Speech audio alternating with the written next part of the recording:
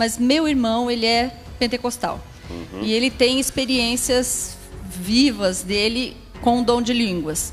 E aí, baseado nesse texto, a gente foi conversando, só que ele se atentou a esse verso, onde fala ali no final, pois o que fala em línguas não fala aos homens, senão a Deus. Então, fala em línguas, está falando com Deus. Com efeito, ninguém o entende. E em espírito fala milagres, ou mistérios. Então, o que em espírito fala mistérios? Então, quando em Números diz que o Senhor não se arrepende, está querendo dizer que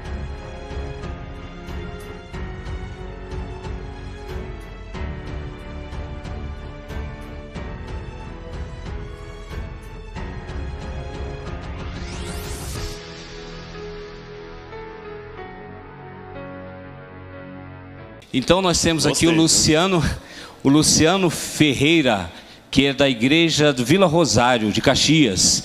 Ele faz uma pergunta assim: é possível calcular a distância do nosso mundo com o mundo em que os anjos e Cristo vivem hoje, tendo em vista o tamanho do sistema solar? Eu acho que pelos cálculos humanos não temos luz sobre isso. Não temos. Qualquer resposta que eu der será especulativa. Não temos luz. O máximo que a gente pode chegar é o seguinte: considerando a tradição adventista que um local próximo a Órion será de onde Cristo voltará, e Órion está aproximadamente, acho que 27 anos-luz da Terra, se eu não me engano. Você vê uma coisa mais do que isso, né? Mas é impossível, eu não saberia responder porque não temos luz o bastante. Okay, Luciano, não é? Luciano, isso. Luciano, seu nome significa luz, servo da luz. Então, para o servo da luz, eu lamento dizer que eu não tenho luz sobre o assunto. Nós temos mais um aqui do Bento Moreira. Ele faz assim: boa tarde, feliz sábado a todos. Gostaria de fazer uma pergunta, que me explicasse Gênesis 6:6, onde em Números 23:19 é dito que Deus não se arrepende. Ah, sim. Gênesis 6:6 coloca Deus se arrependendo. Me arrependo de ter feito o homem, não é isso? A palavra arrependimento no hebraico aqui aplicado a Deus, existem palavras no idioma que não tem tradução para o outro. E existe o falso cognato, por exemplo. Vou dar um exemplo de falso cognato. Quando fala modesty em inglês, não é modéstia. Modesty em inglês é decência. Quando fala fabric em inglês, não é fábrica. Fábrica é factory.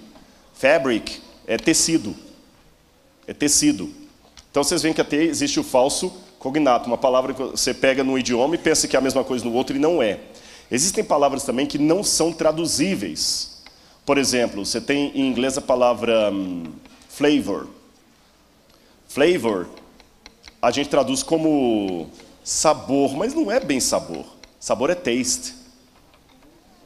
Talvez aroma seria o que mais se aproximaria, mas ainda não é exato. Não é exato. Você tem em alemão a palavra Nachfolge.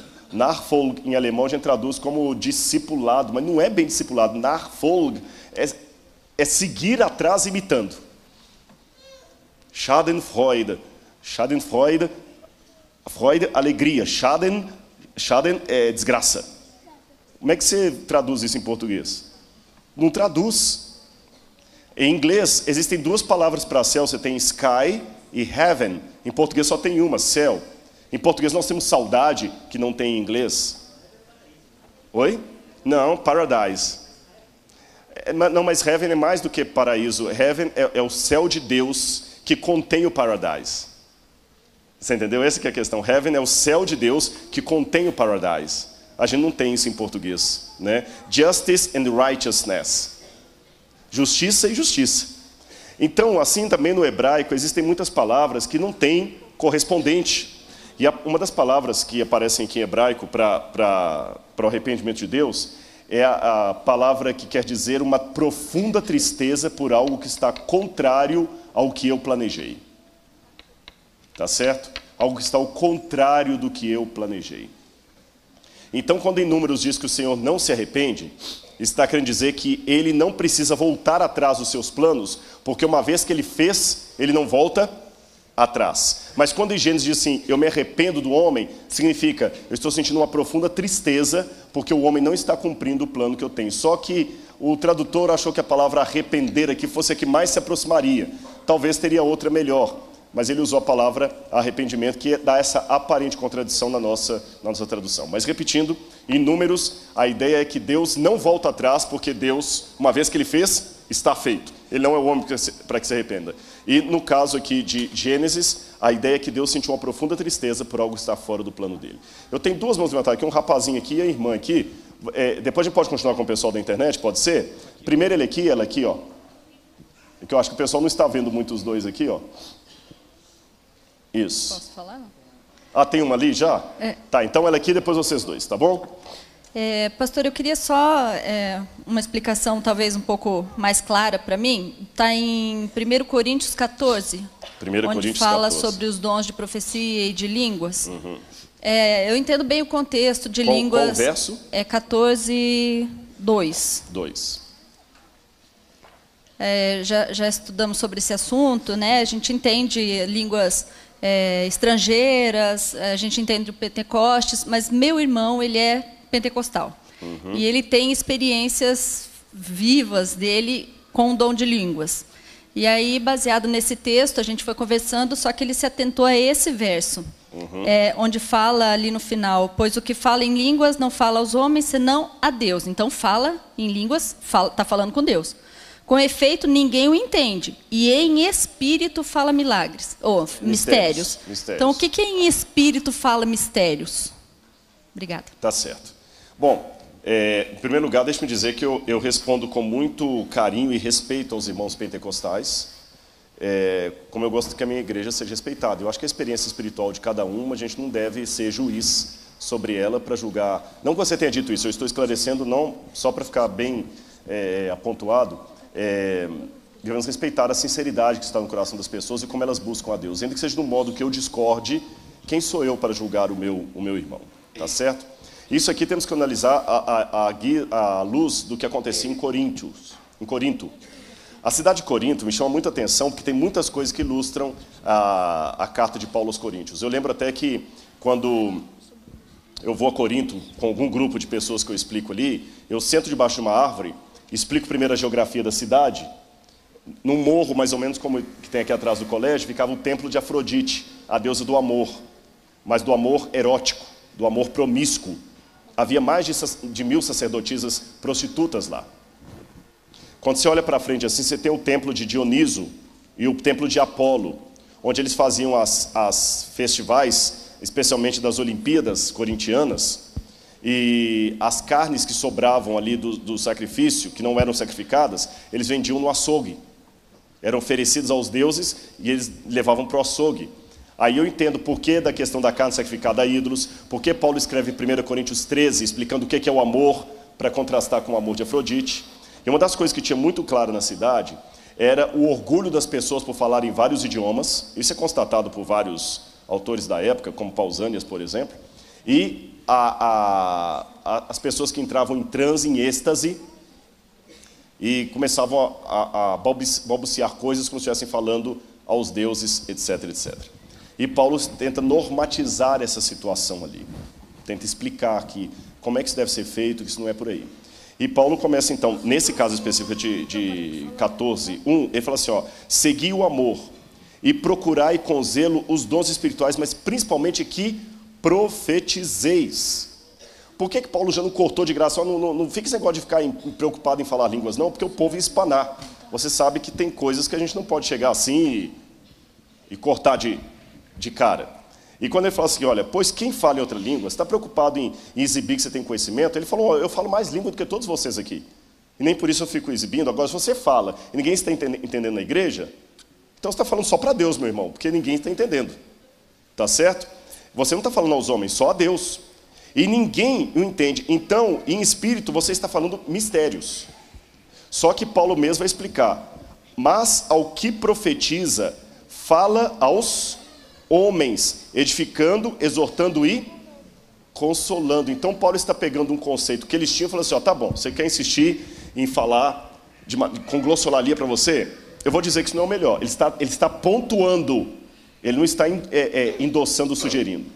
Você quer ficar falando sozinho aí? Tudo bem. O problema é que quem fala sem os outros entender, o máximo que ele pode falar que está falando é para Deus. Porque ninguém está entendendo. E ele não está falando ao homem. E vou mais além. Já que ninguém entende, ele fala em espírito, ele só fala mistério. Por isso que eu prefiro que vocês profetizem. Porque aí todo mundo vai entender. Então eu não posso ler esse verso isolado, esquecendo o verso 1 e o verso 3, que vem antes e depois dele. Não sei se está ficando clara a minha explicação aqui. Paulo está descrevendo um comportamento para pontuar com o outro que ele acha melhor. É como se alguém dissesse aqui assim, eu vou combinar uma coisinha com você que for responder. É como se ele dissesse assim, olha gente, eu sei que vocês gostam aqui de fazer acampamento de carnaval para os jovens. Tá bom, já que vocês querem insistir em fazer acampamento, só acampamento, tudo bem, se fizer acampamento, o pessoal vai lá, canta. Eu prefiro mais o estudo das profecias. Percebeu a questão? Então, se eu olhar bem biblicamente, mesmo que eu fosse um pentecostal, um assembleano, eu ainda tinha que optar pelo dom de profecia, e não pelo dom de línguas. Porque Paulo falou assim, olha, já que você insiste nisso aí, você está falando para você e para Deus, mas olha, está aqui, claro aqui, ó. Segui o amor e procurai com zelo os dons espirituais, mas principalmente que profetizeis. O que eu sugiro é você profetiza. Porque quem fala em outra língua não fala a homens, mas a Deus, e ninguém entende.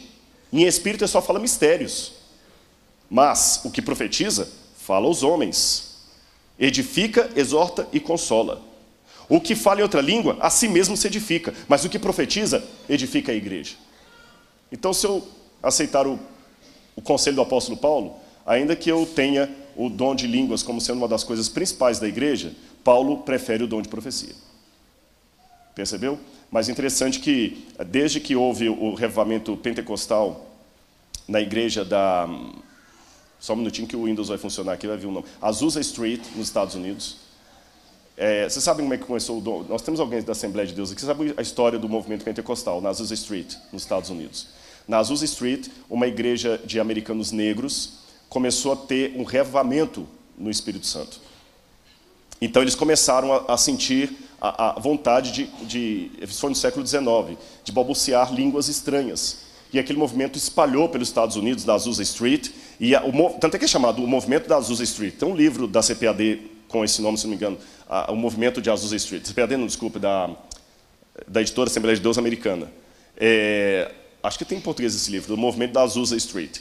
Então, da rua Azusa, da Azusa Street, ele foi se espalhando, e pegou em várias outras igrejas do mundo que começavam a manifestar o movimento pentecostal.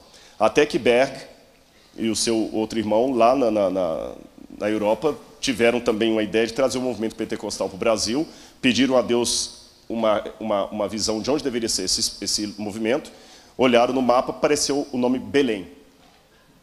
E eles então entenderam que Belém seria o lugar onde deveriam vir. Então eles vieram para o Brasil e iniciaram em Belém ali o movimento pentecostal, que hoje cresce muito. A Assembleia de Deus é a maior igreja pentecostal do Brasil, se não do mundo. Depois vieram outras, como a Igreja Brasil para Cristo, Deus é Amor, os movimentos carismáticos, até da Igreja Católica. Então são irmãos sinceros que eu tenho que respeitar, mesmo discordando, eu tenho que respeitar. Você entendeu o ponto aqui, né? Eu tenho que respeitar no espírito como eu quero que me respeite. Mas com um carinho muito grande em Cristo, eu digo que pela Bíblia, Paulo sugere não o dom de línguas, mas o dom de profecia. É o que a Bíblia diz. Aí eu tenho que falar com a Bíblia com muito carinho, que há pessoas da Assembleia de Deus aqui. E deixa eu dizer que eu sempre sou chamado para falar na Assembleia de Deus, viu? Fiquem tranquilos lá. Mas entenderam o ponto? Então essa é a questão.